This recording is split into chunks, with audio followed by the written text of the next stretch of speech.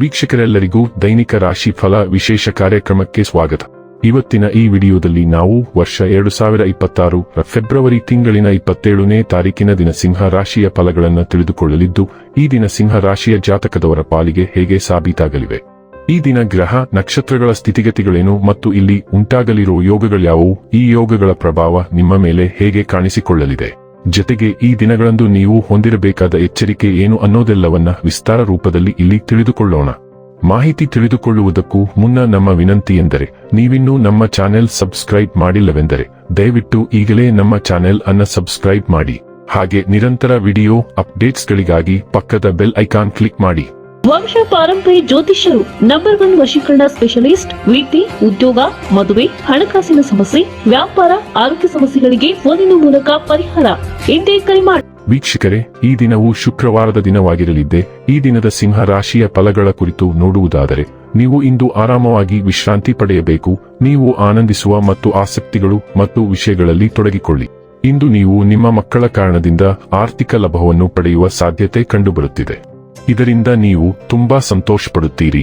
ನೀವು ಕೆಲಸದ ಜಾಗದಲ್ಲಿ ಅತಿಯಾಗಿ ಶ್ರಮ ಪಡುವುದರಿಂದ ಕೌಟುಂಬಿಕ ಅಗತ್ಯಗಳು ಮತ್ತು ಅವಶ್ಯಕತೆಗಳು ನಿರ್ಲಕ್ಷಿಸಲ್ಪಡುತ್ತವೆ. ವೈಯಕ್ತಿಕ ಸಂಬಂಧಗಳು ಸೂಕ್ಷ್ಮ ಹಾಗೂ ಸಂವೇದನಾಶೀಲವಾಗಿವೆ. ಹೊಸ ಉದ್ಯಮಗಳು ಆಕರ್ಷಕವಾಗಿರುತ್ತವೆ ಮತ್ತು ಒಳ್ಳೆಯ ಆದಾಯದ ಭರವಸೆ ಕಾಣಿಸುತ್ತದೆ. ವಿಚಾರಗೋಷ್ಠಿಗಳು ಮತ್ತು ಪ್ರದರ್ಶನಗಳು ನಿಮಗೆ ಹೊಸ ಜ್ಞಾನ ಮತ್ತು ಸಂಪರ್ಕಗಳನ್ನು ಒದಗಿಸುತ್ತವೆ. ಸಂಬಂಧಿಗಳು ಇಂದು ನಿಮ್ಮ ಸಂಗಾತಿಯ ಜೊತೆಗೆ ವಾದಕ್ಕೆ ಕಾರಣವಾಗಬಹುದು. ನಿಮ್ಮ ದಿನವು ಸರಾಗವಾಗಿ ಪ್ರಾರಂಭವಾಗುತ್ತದೆ, ಆದರೆ ವೈಯಕ್ತಿಕ ವಿಷಯಗಳಿಂದಾಗಿ ಒತ್ತಡ ಹೆಚ್ಚಾಗಬಹುದು. ಮನೆಯಲ್ಲಿ ಯಾರಾದರೂ ಅನಾರೋಗ್ಯದಿಂದ ಬಳಲುತ್ತಿರಬಹುದು ಮತ್ತು ನೀವು ಅವರ ಕೆಲಸದ ಒತ್ತಡದ ನಡುವೆ ಅವರನ್ನು ನೋಡಿಕೊಳ್ಳಬೇಕಾಗಬಹುದು. ನೀವು ಸ್ನೇಹಿತರಿಂದ ಅಥವಾ ಸಹೋದ್ಯೋಗಿಗಳಿಂದ ಸಂತೋಷವನ್ನು ಪಡೆಯಬಹುದು ಮತ್ತು ಮುಂದಿನ ದಿನಗಳಲ್ಲಿ ಅವರೊಂದಿಗೆ ಸಮಯ ಕಳೆಯಲು ಯೋಜನೆಗಳನ್ನು ರೂಪಿಸುತ್ತೀರಿ. ಆರೋಗ್ಯ ಮತ್ತು ಸ್ವಾಸ್ಥ್ಯ ಬಗ್ಗೆ ತಿಳಿದುಕೊಳ್ಳೋಣ. ಸ್ವಾಸ್ಥ್ಯವು ಕೇವಲ ದೇಹದ ಸ್ಥಿತಿಯಲ್ಲ, ಮನಸ್ಸಿನ ಸ್ಥಿತಿಯೂ ಆಗಿದೆ ಮತ್ತು ಇಂದು ಅದನ್ನು ಗುರುತಿಸಲು ಉತ್ತಮ ದಿನ. ನಿಮ್ಮ ಮನಸ್ಸಿನಲ್ಲಿರುವ ಗೊಂದಲವನ್ನು ತೆಗೆದುಹಾಕಿ ನೀವು ನಿಜವಾಗಿಯೂ ಯಾರೆಂದು ಒಪ್ಪಿಕೊಳ್ಳುವ ಸಮಯ ಇದು. ಅಸಾಧ್ಯವಾದದ್ದನ್ನು ಗುರಿಯಾಗಿಸಿಕೊಳ್ಳುವುದನ್ನು ನಿಲ್ಲಿಸಿ, ಬದಲಾಗಿ ನಿಮ್ಮ ಆಶೀರ್ವಾದಗಳನ್ನು ಆನಂದಿಸಿ ಮತ್ತು ಬಹಳ ದಿನಗಳಿಂದ ನಿಮ್ಮನ್ನು ತಪ್ಪಿಸುತ್ತಿದ್ದ ತೃಪ್ತಿಯನ್ನು ನೀವು ಅನುಭವಿಸುವಿರಿ. ಡೈಲಿ ಲವ್ ಮತ್ತು ರಿಲೇಶನ್ಶಿಪ್ ಬಗ್ಗೆ ತಿಳಿದುಕೊಳ್ಳೋಣ. ನಿಮ್ಮ ಪ್ರಣಯ ಸಂಬಂಧಗಳಲ್ಲಿ ಈಗ ತೊಡಕುಗಳು ಉಂಟಾಗಬಹುದು. ಕೋಪಗೊಳ್ಳುವುದು ಅಥವಾ ಅಸಮಾಧಾನಗೊಳ್ಳುವುದು ಯಾವುದೇ ಫಲಪ್ರದ ಫಲಿತಾಂಶಗಳನ್ನು ನೀಡುವುದಿಲ್ಲವಾದ್ದರಿಂದ ನೀವು ನಿಮ್ಮ ಕೋಪವನ್ನು ದೃಢವಾಗಿ ಹಿಡಿದಿಟ್ಟುಕೊಳ್ಳಬೇಕು. ಒತ್ತಡದ ಪರ್ವತದ ಅಡಿಯಲ್ಲಿ ಹೂತು ಹೋಗಿರುವ ನಿಮ್ಮ ಸಂಗಾತಿಯ ಬಗ್ಗೆ ನೀವು ಹೊಂದಿರುವ ಪ್ರೀತಿ ಮತ್ತು ವಾತ್ಸಲ್ಯವನ್ನು ಸಹ ನೀವು ಗುರುತಿಸಬೇಕು.